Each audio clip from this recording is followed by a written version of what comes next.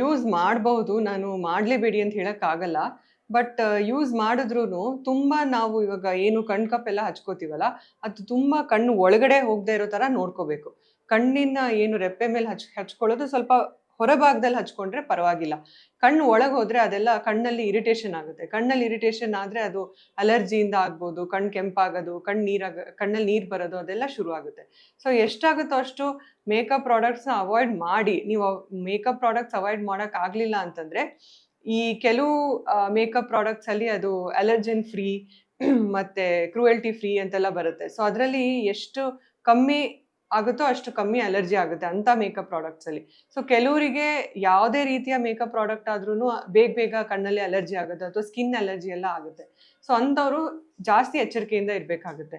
ಯಾಕಂದ್ರೆ ಮತ್ತೆ ಆ ಮೇಕಪ್ ಪ್ರಾಡಕ್ಟ್ ಯೂಸ್ ಮಾಡಿದ ತಕ್ಷಣ ಅವ್ರಿಗೆ ಕಣ್ಣು ಕೆಂಪಾಗೋದು, ಕಣ್ಣಲ್ಲಿ ನೀರು ಬರೋದು, ಕಣ್ಣು ಸುತ್ತಲೂ ಊದ್ಕೊಳ್ಳೋದು ಅದೆಲ್ಲ ಶುರು ಆಗ್ಬೋದು.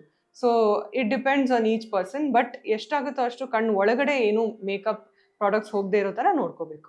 ಇದರಿಂದ ಡೇಂಜರ್ಸ್ ಅಂತ ಏನಾದ್ರು ಇದೆಯಾ? ಆಮೇಲೆ ಈ ತರ ಯಾವ್ದಾದ್ರು ಕೇಸಸ್ ಆಗಿತ್ತಾ?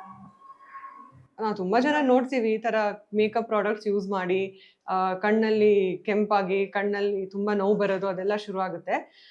ಬಟ್ ಅದೇ ನಾವು ಮೇಕಪ್ ಹಾಕೋಬೇಕಾದ್ರೂನು ತುಂಬಾ ಎಚ್ಚರಿಕೆಯಿಂದ ಹಾಕೋಬೇಕು.